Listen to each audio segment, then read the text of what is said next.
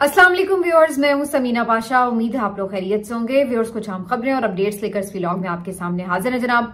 खबरें इंपॉर्टेंट हैं क्योंकि आज एक बड़ी तैनाती हुई है और इस तैनाती को लेकर के मैं नोटिस कर रही थी कि काफी जबरदस्त किस्म का फीडबैक भी आ रहा है। इसकी वजह क्या है, ये भी एक आज सूरत हाल एनालाइज करने की कोशिश करेंगे। पीटीआई के कुछ अगले प्लान्स के बारे में आपको मजीद बताएंगे। इसके साथ साथ जो पीका एक्ट आज मंजूर किया गया है उसके खिलाफ एहतजाज भी हो रहा है, लेकिन उसका अमल दरामद फौरी शुरू हो चुका है और एक शख्स के ऊपर मुकदमा दर्ज करके उसे गिरफ्तार भी कर लिया गया। इस कहानी से मुतालिक आपको अपडेट करेंगे। इसके साथ साथ बिलावल भुट्टो जरदारी साहब की तरफ से एक और आज स्टेटमेंट जो है वो नशर की जा रही है मीडिया के ऊपर। ये कितनी सच और झूठ साबित होगी ये देखना होगा। उज़मा कारदार साहिबा पीएमएलएन की रहनुमा है, उन्होंने एक बड़ा खौफनाक किस्म का इंकशाफ भी किया है और धमकी भी लगाई है और एक वीडियो पैगाम जारी किया है, उसका भी जरा जायजा लेंगे। काफी कुछ है इस व्लॉग में। आपसे रिक्वेस्ट है कि चैनल को सब्सक्राइब कर लें अगर अभी तक सब्सक्राइब नहीं किया। तो बात का आगाज यहां से कर लेते हैं। एक अहम तैनाती जो काफी अरसे से रुकी हुई थी, फाइनली आज वो तैनाती हो चुकी है। हम बात कर रहे हैं पब्लिक अकाउंट्स कमेटी के चेयरमैन की और इसके लिए बहुत से नाम पहले भी फ्लोट किए गए हैं पीटीआई की तरफ से और कुछ लोगों ने अपनी तरफ से बड़ी कोशिश भी की कि ये ओहदा उन्हें मिल जाए, जिनमें शेर अफजल मरवत साहब सरे फहरिस्त हैं जो कि इवन ख्वाजा आसिफ साहब से भी मिले और उन्होंने अपने तौर पे कोशिश भी की कि उनको जो है ये ओहदा मिल जाए। इनिशियली उनका नाम फ्लोट भी किया गया था लेकिन बाद में फिर इत्तेफाक नहीं हो सका। उसके बाद भी कई नाम इस सिलसिले में सामने आते रहे हैं, लेकिन आखिर में जब कल इमरान खान साहब ने एक अहम नाम फ्लोट किया तो वो सबके लिए ना सिर्फ ये कि काबिल कबूल था बल्कि सब बहुत खुश हुए कि ये नाम उनकी तरफ से दिया गया है। मैं बात कर रही हूं जुनैद अकबर की। जुनैद अकबर इमरान खान साहब के वो साथी हैं जो कि बहुत मुश्किल वक्त गुजार के एमएनए भी बने और एमएनए बनने के बाद भी उनका शुमार उन लोगों में होता है जिनको इमरान खान साहब से मिलने नहीं दिया जाता, जो इमरान खान के सच्चे बावफा वफादार साथी हैं और जिन्होंने इवन 8 फरवरी के इलेक्शन से पहले भी कोशिश की कि पार्टी को जिंदा रखें और कुछ जल्द से जुलूस करें। उसके बाद भी इमरान खान साहब ने उनकी हमेशा कदर भी की और उनकी जो कोशिशें हैं उनको सराहा भी, उनकी जिद्दोजहद को भी हमेशा खराज तहसीन पेश किया और उनकी काफी वीडियोस भी वायरल हुई थी। कहीं वो हाथों में हथकड़ियां लगे हुए हैं और नमाज पढ़े हैं, फर्श पर बैठे हुए हैं, बड़ी सख्त किस्म की जेल काटी उन्होंने और उसके साथ साथ उन्हें उन पे तशद्दुद भी हुआ। लेकिन बहरहाल इन तमाम चीजों को उन्होंने बड़ी बहादुरी के साथ बर्दाश्त किया और अल्टीमेटली उनकी रिहाई भी हुई। उसके बाद वो एमएनए भी बने और उसके बाद अभी भी वो कौमी असेंबली में जब भी बोलते हैं बड़े गरजदार अंदाज से बात करते हैं, बहुत जिसको कहते हैं दबंग किस्म की उनकी तकरीर हुआ करती है और आमतौर पर ऐसी जो तकरीर है उसको लाइव नशर भी नहीं किया जाता, उनकी तकरीर पे अक्सर म्यूट भी कर दिया जाता है। तो बहरहाल जुनैद अकबर साहब वो आवाज हैं जो 3-4 मरतबा इमरान खान साहब ने खुद जिनको बुलाया कि वो उनसे मिलना चाहते हैं, लेकिन इसके बावजूद भी उन्हें जेल अथॉरिटीज ने मिलने नहीं दिया। और आमतौर पर जिन लोगों को इमरान खान साहब से दूर रखा जाए या जेल अथॉरिटीज उनको मिलने ना दें, उनकी क्लियरेंस ना मिले, उनके बारे में सबका ख्याल यही होता है कि इसका मतलब है कि ये बंदा बड़ा जेन्युइन है और बड़ा इमरान खान का कोई सच्चा बावफा सिपाही है, इसी वजह से उसको मिलने नहीं दिया जा रहा। और कुछ लोग ऐसे हैं जो कि ज्यादा एफर्ट भी नहीं करते लेकिन इसके बावजूद भी उनके लिए रास्ते जो हैं वो खुले ही रहते हैं हमेशा। तो ये बड़ी एक दिलचस्प सी बात है कि यहाँ पर जिसको मुश्किलात आए रास्ते में उसके बारे में सोचा जाता है कि यही बंदा ठीक है और जेन्युइन है, रॉन्ग नंबर नहीं है। तो बहरहाल जुनैद अकबर साहब को मिलने तो नहीं दिया गया, लेकिन इसके बावजूद इमरान खान साहब को जेल में बैठे भी अंदाजा है कि उनका कौन सा साथी, कौन सा वर्कर उनके साथ कितना कमिटेड है और उसकी क्या जिद्दोजहद है, पार्टी के लिए क्या खिदमात है और नजरिए के साथ वो किस तरह डट कर खड़ा हुआ है। जुनैद अकबर यूं भी कोई ऐसे अमीर कबीर और बड़े कोई रईसजादों में से नहीं है और एक आम पार्टी वर्कर हैं और इसी वजह से इमरान खान साहब जो है उनकी तरफ से जब कल उनका नाम अनाउंस किया गया चेयरमैन पब्लिक अकाउंट्स कमेटी के लिए तो सबने इसको बहुत सराहा क्योंकि ये एक ऐसी गैर मुतनाज़ शख्सियत है पीटीआई में जिनके बारे में बड़े कम लोग हैं वैसे पीटीआई में ऐसे कि जिनके बारे में जो पीटीआई के अपने वर्कर हैं वो भी कंफर्म जिनको करते हैं कि हाँ भाई ये बंदा जेन्युइन है और ये कोई कॉम्प्रोमाइज्ड बंदा नहीं है। तो जुनैद अकबर का शुमार भी उन्हीं लोगों में होता है। तो जब ये इमरान खान साहब की तरफ से अनाउंसमेंट की गई तो इस पर काफी मुसरत का इजहार किया गया पीटीआई के कारकुनों की जानिब से, सोशल मीडिया की जानिब से, जनरली सहाफी भी बड़ा इसको अप्रिशिएट कर रहे थे कि एक जेन्युइन वर्कर को, नजरियाती वर्कर को कोई ऊपर आता देखता है तो उसके लिए हर कोई खुशी महसूस करता है कि जो वर्कर पार्टी के साथ कमिटेड रहे उनके लिए यकीनी तौर पर पार्टी लीडर्स को सोचना चाहिए। तो जुनैद अकबर साहब का नाम आने के बावजूद भी जब आज सुबह चेयरमैन पब्लिक अकाउंट्स कमेटी का जो एक पैनल बनाया गया उसमें और भी नाम शामिल थे, जिनमें शेख वकास अकरम का नाम भी शामिल था, एक दो और लोगों के नाम भी शामिल थे। इसके ऊपर एतराज भी हो रहा था कि ये क्या बात हुई, जब इमरान खान ने एक नाम फाइनल कर दिया तो बाकी लोगों के नाम क्यों इसमें शामिल किए गए लिस्ट में। लेकिन अल्टीमेटली शेख वकास अकरम साहब की तरफ से खुद ही ये कहा गया कि वो अपना नाम विड्रॉ करें, उनसे पूछे बगैर ये नाम शामिल किया गया। और बाद में जब ये सारा फाइनल होना था प्रोसेस, तो उसमें बाकी लोगों ने खुद ही अपने नाम विड्रॉ कर लिए थे। तो अल्टीमेटली जो जुनैद अकबर खान साहब हैं उनका नाम बिला मुकाबला जो है वो चूज कर लिया गया और इस तरह वो चेयरमैन पब्लिक अकाउंट्स कमेटी बन गए। और उसके बाद उनकी तरफ से एक मुलाकातों और मुबारकबादों का सिलसिला भी शुरू हो गया। अपने पैगाम में उन्होंने सबका शुक्रिया भी अदा किया और ये कहा कि शेख वकास अकरम उनके ख्याल से वो ज्यादा डिजर्व करते थे ये ओहदा, लेकिन चूंकि इमरान खान ने अब उनको ये जिम्मेदारी तफवीज की है तो वो इसको आगे बढ़ाएंगे। तो आज ये हुआ है। इसके ऊपर दो चीजें हैं जो बात करने वाली हैं। एक तो ये कि वक्त एक जैसा नहीं रहता। वो शख्स जिसकी हम कल हथकड़ियों में बेड़ियों में तस्वीर देखते थे, आज वो शख्स चेयरमैन पब्लिक अकाउंट्स कमेटी बना हुआ है, उसकी सरबराही कर रहा है। तो ये वक्त जो है इसी तरह पलटा खा जाता है। इसलिए जब आपको कोई ओहदा मिले तो आप उसके ऊपर तकब्बुर ना करें, और जब आप कभी मुश्किल वक्त में हो तो फिर उस वक्त सब्र और हिम्मत का मुजाहरा करें, तो फिर आपको उसका फल भी जरूर मिलता है। तो ये एक चीज। दूसरी एक जो इसमें और नुक्ता है बात करने का, वो ये कि अक्सर लोग ये कहते हैं कि जो लोग पार्टी कारकुन हैं उनको ओहदे मिलने चाहिए जो कि नजरिए के साथ खड़े हैं, जिन्होंने जिद्दोजहद की है, जो डिजर्व करते हैं। तो ये अक्सर देखा जाता है कि आमतौर पर वो लोग जो कि फसली बटेरे होते हैं या सिफारिशी होते हैं उनको आके बड़े ओहदे मिल जाते हैं और जो पार्टी वर्कर है वो रह जाता है। अच्छा, इसमें मेरी राय दो तरह की। एक तो ये कि सिर्फ ये खाली मेयार नहीं होना चाहिए कि जो जेल काटे, जो फेंटी खाए, बस वही ओहदे पे पहुंचे, क्योंकि देखिए दो अलग बातें हैं। एक डायमेंशन होती है कि जी आप कितने कमिटेड वर्कर हैं, आप मारे खा सकते हैं, और एक चीज होती है काबिलियत, कि आप काबिल कितने हैं और आप सलाहियत रखते हैं या नहीं, कि वो जिम्मेदारी जो आपको दी जा रही है आप वो पूरी भी कर सकते हैं या नहीं। तो इसमें दो मुख्तलिफ चीजें हैं। ये नहीं किया जा सकता कि कोई भी वर्कर जो जेल काट के आया है उसको इतनी समझबूझ नहीं है अगर मामलात की, और आप उसको कोई ओहदा दे दें, तो ये भी ज्यादती है। अब जैसे उस्मान बुजदार हैं, उनको आपने वो तो कोई नजरियाती खैर वर्कर भी नहीं थे, लेकिन मैं सिर्फ ये बताना चाह रही हूँ कि जब आपने एक मिसफिट बंदे को ओहदे पे बिठाया तो आज तक उसके बारे में आपको जो है वो बातें सुननी पड़ती हैं, तनकीद होती है। तो बंदा वही सिलेक्ट करे जो कि काबिल भी हो, जो बासलाहियत भी हो, और फिर वो आपका साथ में वफादार भी हो, तो क्या ही कहना है। लेकिन सिर्फ अगर आप ये देखें कि जी कोई बंदा जो है वो आपको चाहिए, वो मजबूरन आप किसी को लगाएं, तो वहां पे फिर जो है वो मुश्किलात होती हैं। तो जस्ट वी होप के आगे जो भी पीटीआई इस मुश्किल दौर से गुजर के सीख रही है वो उसको आगे उसी तरह बरकरार भी रखे, इम्प्लीमेंट भी करे, जो वाकई नजरियाती वर्कर हैं उनको भी रिस्पॉन्ड करे और काबिल लोगों को भी आगे लेकर आए।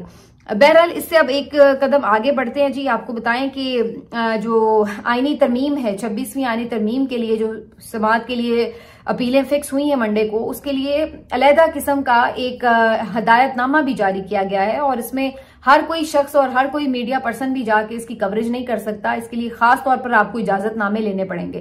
तो ये बड़ी अजीबोगरीब बात है कि आपने मीडिया पे ही पाबंदी लगा दी कि जी इस तरमीम की जो समाअत का अहवाल है वो सही से पता नहीं, शायद कोई रिपोर्ट नहीं करवाना चाहते या क्या मसला है, किस बात की घबराहट है। लेकिन एक्स्ट्रा ऑर्डनरी यहाँ पर जो इंतजाम किए जा रहे हैं, इस पे जो कोर्ट रिपोर्टर्स हैं वो भी तशवीश का इजहार कर रहे हैं। इसके साथ साथ जो एक और आज मामला हुआ है उसके ऊपर बात करना बड़ा जरूरी है, और वो ये कि जो पीका एक्ट है उसको इन्होंने आज मंजूर करके फौरी तौर पर नाफिज भी कर दिया है। अच्छा, अब इसमें देखिए पीपल्स पार्टी वैसे एहतजाज कर रही है और वैसे भी वो बड़ी बातें करती है, जमहूरी रवायात की लंबरदार बनने की कोशिश करती है, लेकिन असल बात ये है, हकीकत ये है कि ये सिर्फ मुनाफकत ही होती है। हर ऐसे काम में ये जाके वोट भी डाल आते हैं और अभी भी इन्होंने डाल दिया है। इसके बाद ये भी खबर आ रही है कि जनाब एक मुकदमा भी दर्ज कर लिया गया है कि किसी व्हाट्सएप ग्रुप में किसी ने मरियम नवाज के लिए कोई तौहीन आमेज अल्फाज इस्तेमाल किए हैं, जिसके बाद उनके खिलाफ जो है वो मुकदमा दर्ज कर लिया गया। तो गोया इन नटशेल ये जो आपका पीका ऑर्डिनेंस है सो कॉल्ड, ये आप सिर्फ इसीलिए ये कानून बनाकर लाए हैं क्योंकि आपको लगता है कि तनकीद होती है, क्योंकि आपको लगता है कि सोशल मीडिया पर तज़हीक होती है, तौहीन होती है, तो लिहाजा तौहीन मरियम ना हो जाए, तौहीन हुकूमत ना हो जाए। तो इस वजह से जी इस किस्म की आप कानून साजियां कर रहे हैं कि एक तो आप जो मर्जी ऊट पटांग हरकतें करें और उसके बाद आपके ऊपर कोई तनकीद भी ना कर सके, क्योंकि अगर कोई तनकीद करेगा तो आप मुकदमात कर देंगे। तो अब ये एक सिलसिला जो है वो नया शुरू हो चुका है और साफ ही इसके ऊपर सरापा एहतजाज है जी। उन्होंने तंजीमों की तरफ से भी अपनी इस पे कंडेम किया है, कौमी असम्बली सेनेट के इजलास में भी आज उन्होंने एहतजाज किया है, पार्लियामेंट के बाहर भी सहाफियों ने काफी नारेबाजी की, पीटीआई के लोग भी वहां उनमें शामिल हो गए और उनके साथ खड़े हो गए। वैसे ये मजे की बात है कि पीटीआई के अपने दौर में भी इस किस्म की एक कानून साजी की कोशिश की गई थी, जो कि बाद में फिर अदालती मुदाखलत और सहाफियों के एहतजाज की वजह से फिर मौखर कर दी गई थी। और आज जो है, और उस वक्त मरियम नवाज साहिबा के बड़े वो इनकलाबी किस्म के फरमुदात होते थे कि जनाब मैं तो किसी मीडिया रेगुलेशंस के हक में ही नहीं हूं और ऐसी कानून साजियां वो करते हैं जो जालसाजी से आए होते हैं। तो आज वो सारी बातें वैसे उनकी ठीक साबित हो रही हैं।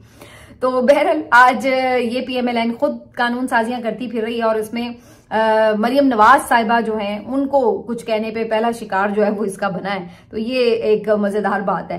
बहरहाल मैंने जैसे कल भी कहा था कि बात करने के 100 तरीके होते हैं, आप तनकीद से बच नहीं सकते। जो आप हैं वो आपको बताएंगे भी और आईना दिखाएंगे भी, चाहे उसके लिए हमें कोई और अंदाज अपनाना पड़े, लेकिन ये तो होगा। ये ऐसा नहीं हो सकता कि आप लोगों को चुप करवा सके। चुप करवाने के और भी बड़े तरीके हैं और इसका एक तरीका जो है उज़्मा कारदार साहिबा ने भी बताया। 2-1 दिन पहले आपने देखा था कि नईम हैदर पंजोता और इख्तियार वली खान के दरमियान आपस में काफी लड़ाई झगड़ा हुआ, मार कुटाई तक बात पहुंची थी। तो उसके बाद चूंकि दोनों पार्टीज की तरफ से ये क्लेम किया जा रहा था कि उसने ज्यादा मारा, उसने ज्यादा मारा, तो ये सब चीजें हो रही थी।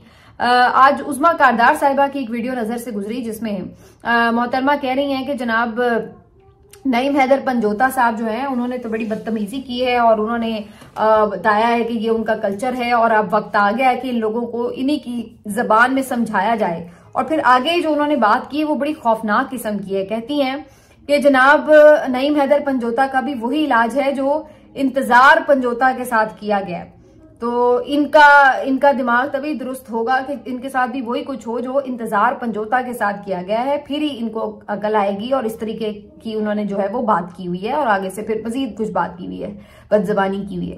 कहने का मकसद ये है कि चलिए वो बदतमीजी कर रहे हैं, आप बदतमीजी कर रहे हैं, इसमें तो सारे आप लोग एक दूसरे को पूरा कर रहे हैं, मान लिया।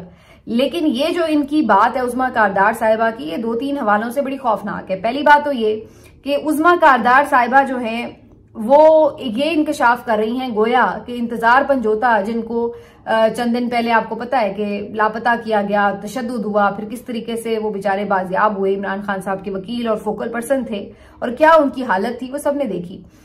तो ये एक अफसोसनाक बात है कि आपके मुल्क में इस तरह लोगों को लापता किया जाए, उनके ऊपर तशद्दुद हो और उसके बाद जब वो बंदा बाजियाब हो तो उसके बारे में कुछ पता ना हो कि उसको कौन ले गया, क्या ले गया। हालांकि पता सबको है माशाल्लाह, ऐसे अब कोई दुनिया में पाकिस्तान में चूचे नहीं है जो ये नहीं जानते कि इनको कौन ले गया था। तो उज़्मा कारदार साहिबा गोया ये इतराफ कर रही हैं कि उनके साथ जो हुआ है वो ठीक हुआ है, नंबर 1। और नंबर 2 ये कि यही कुछ जो है वो नईम हैदर पंजोता के साथ भी होना चाहिए। इससे आप इन लोगों की फाशिस्ट माइंड का अंदाजा लगा लीजिए। ये समझते हैं कि सियासी मुखालिफिन के साथ इस तरीके से ट्रीट करना चाहिए, क्योंकि उन्होंने जी मरियम नवाज को नाजायज कहा है, तो लिहाजा उनके साथ अब ये किया जाए कि कोई ये नहीं कह रही कि उन्हें कानूनी तौर पर किसी मुकदमे में सामने लाया जाए। चलें वो अगर आप कानूनी रास्ता अपनाएं तो बात समझ में आ रही है। वो कह रही हैं कि उनको लापता कर दिया जाए और उनके ऊपर तशद्दुद किया जाए, और ये वो चाहती हैं कि ये रियासती सतह पर हो। ये अंदाजा लगाएं आप इन लोगों के माइंडसेट का। और उज़्मा कारदार साहिबा उन लोगों में से हैं जो मरियम नवाज को खुश करने के लिए बेचारी आगे पीछे फेरी होती हैं और वो उनको कोई लिफ्ट नहीं कराती, गले मिलना भी पसंद नहीं करती। वो वीडियो भी आपने देखी हुई है। तो ये हालात है। तो ये बेसिकली मेंटालिटी जो है वो इस तरह की है कि किसी को भी चुप करवाना है तो ये किसी भी लेवल तक जा सकते हैं, मतलब मुकदमात भी कर सकते हैं, कानून साजियां भी कर सकते हैं, और ये समझते हैं कि किसी को चुप करवाने के लिए उसको लापता करवा के तशद्दुद भी करवा दिया जाए तो वो भी ठीक है इनके ख्याल से। ये इस किस्म की माइंडसेट के लोग हैं, अंदाजा आप लगा लें आगे से खुद ही। बहरहाल जी इसके बाद जी एक जो पीटीआई की तरफ से कुछ खबरें हैं वो ये हैं कि जो 8 फरवरी का एहतजाज है उसके लिए काफी प्लानिंग्स हो रही हैं, काफी इसके लिए लाहेअमल बनाया जा रहा है कि एक बड़ा एहतजाज रिकॉर्ड किया जाए। और ये इस लिहाज से बड़ा इंपॉर्टेंट होगा क्योंकि 26 नवंबर के वाकये के बाद अब पीटीआई जो है सड़कों पर आएगी पहली दफा 8 फरवरी को। तो अब इनका जो फोकस है वो ये है कि उससे नंबर 1 एक तो जो खौफ पैदा हुआ जो 26 नवंबर के वाकये के बाद उसको ब्रेक किया जाए। नंबर 2 ये कि दोबारा से जो इनकी इंतजामी और जो मकामी सतह की तंजीमें हैं उनको मुतहरिक किया जाए। नंबर 3 ये कि गवर्नमेंट को जाहिर है कि ये एक मैसेज दिया जाए कि हम दोबारा से सड़कों पर आ सकते हैं और हमारे पास स्ट्रीट पावर है। तो ये मुख्तलिफ वजूहात की बिना पर, और फिर वर्ल्ड वाइड भी चौथा नंबर ये है कि वर्ल्ड वाइड भी ये पैगाम देना है कि 8 फरवरी को मैंडेट चोरी हुआ है और इस बात के लिए ये चाहते हैं कि एक बड़े पैमाने पर एहतजाज हो जिससे ये मैसेज जो है वर्ल्ड वाइड रिकॉर्ड हो। ऑलरेडी एक इंटरनेशनल प्रेशर बढ़ रहा है, तो अगर ये एक बड़ा एहतजाज करने में पीटीआई कामयाब होती है तो यकीनी तौर पर इसका बड़ा फायदा होगा इन्हें। तो ये फोकस जो है इस वक्त 8 फरवरी का काफी कीनली किया जा रहा है और इस सिलसिले में आपको नजर आएगा कुछ दिनों में कि जो मकामी तंजीमें वगैरह हैं वो काफी एक्टिव हो रही हैं और काफी लोगों को मोटिवेट भी कर रही हैं। अच्छा, इसमें एक बात हमारे जराये से हमें खबर मिली है कि इमरान खान साहब ने पिछले दिनों जो सिंध और कराची की क़यादत है उसके हवाले से भी कुछ अपने तहफ़्फ़ुज़ात का इजहार किया और बैरिस्टर गौहर साहब को शायद उन्होंने ये कहा कि जनाब जो आपकी सिंध की क़यादत है उसको भी तब्दील किया जाए, ओहदों से हटाया जाए। यहाँ पर वैसे जो हलीम आदिल शेख साहब हैं वो सिंध के सदर हैं और यहाँ पर जो इनका इस वक्त तक अगर आप देखें तो कोई बहुत ज्यादा उनका ऐसा कोई मुतहरिक किरदार नजर नहीं आता। 1-2 मरतबा ये एहतजाजों के लिए निकले भी हैं तो रास्तों में ही गिरफ्तार हो गए और फिर बाद में रिहा भी हो गए हैं। तो कोई बहुत मैसिव किस्म का इनकी तरफ से मुतहरिक किरदार उस तरह नजर नहीं आता और अदरवाइज भी कोई आपको नजर नहीं आता कि सिंध में उन्होंने कोई बहुत ज्यादा उस तरीके से मोटिवेशन की हो, कोई फाल किया हो, तंजीम साजी की हो। तो उस तरीके से उस पॉइंट ऑफ व्यू से भी कोई वो बहुत ज्यादा मुतहरिक नजर नहीं आते। खबरें इमरान खान साहब को पूरी अंदर पहुंचती हैं और इस चीज का जो है वो जाहिर है कि उनको अंदाजा भी होता है कि कौन क्या कर रहा है। लेकिन ये भी एक हैरत अंगेज बात है कि अगर खान साहब की तरफ से उन्हें चेयरमैन साहब को कुछ ऐसा हिदायत दी गई है तो उन्होंने अभी तक इस पे अमल क्यों नहीं किया? क्योंकि ये पहले भी वैसे देखा गया, बैरिस्टर गौहर साहब को कुछ ऐसी हिदायत मिली हैं उसके बाद उन्होंने कोई फौरी तौर पर उस पर अमल दरामद उस तरह नहीं भी किया। हो सकता है आइंदा आने वाले दिनों में कुछ इसके ऊपर हैपनिंग हो भी, लेकिन ये एक बात जरूर है कि सिंध और कराची की तरफ अब तवज्जो जरूर गई है। आपने 2 दिन पहले भी देखा सलमान अकरम राजा साहब भी एक हंगामी दौरे पर कराची पहुंचे थे। ये भी ऐन मुमकिन है कि कराची के भी जो सदर हैं पीटीआई के वो भी चेंज कर दिए जाएं। इसमें भी काफी नाम लिए जा रहे हैं वैसे, और कभी इम्कान है कि जो फहीम खान है उनको बनाया जाए या कोई और इस तरह का एक्टिव जो बंदा है उसको कंसीडर किया जाए। वहां पे वैसे कुछ लोग हैं पीटीआई के जो काफी एक्टिव हैं, जैसे आलमगीर खान है, ये भी कई मरतबा गिरफ्तार भी हो चुके हैं और भी कई लोग हैं जो अपनी तौर पर कुछ ना कुछ एक्टिविटी, कभी कोई रैली निकाल लेते हैं, कभी कोई टोकन एहतजाज कर लेते हैं। तो ये कुछ ना कुछ फ्लैश प्रोटेस्ट वगैरह इनके चल रहे होते हैं। तो बहरहाल पीटीआई ये सोच रही है कि 8 फरवरी के एहतजाज से पहले जो मुतहरिक लोग हैं उनको जरूर सामने लेके आया जाए ताकि जो 8 फरवरी का एक पुरअसर एहतजाज है उसको रिकॉर्ड कराया जा सके। आखिर में जी आपको बताते हैं कि एक और बिलावल भुट्टो जरदारी साहब के तवस्सुत से खबर चल रही है कि डोनाल्ड लू ने उनको रिवायती जो नाश्ता है उस पे ज्वाइन करने के लिए कहा है। उन्होंने कहा है कि जी मैं उनको वहां पे ज्वाइन करूंगा। तो अब ये भी दोबारा से कयास आराइयां शुरू हो चुकी हैं कि इसी किस्म की खबर पहले भी आई थी कि बिलावल भुट्टो को दावतनामा मौसूल हो गया है और जनाब वो हलफ बर्दारी की तकरीब में शिरकत भी करेंगे। लेकिन उसके बाद हमने देखा ना तो कोई दावतनामा मौसूल हुआ था और ना ही बिलावल भुट्टो जरदारी साहब कहीं हलफ बर्दारी की तकरीब में दिखे। तो ये अब क्या उसी किस्म की एक कोशिश है? अब मेरी समझ में ये बात नहीं आ रही कि ये लोग क्यों इस तरह अपनी सुबकी करवाने पे तुले बैठे हैं। जैसे मोहसिन नकवी साहब पहले करवा रहे हैं, फिर ये अब मतलब अगर आपको नहीं कोई उस तरीके से इनवाइट कर रहा या नहीं आपके उस तरह से ताल्लुकात है तो आप क्यों जबरदस्ती ये दिखाने की कोशिश में मसरूफ हैं कि आप बड़े करीब हैं और आपके बड़े अच्छे ताल्लुकात हैं।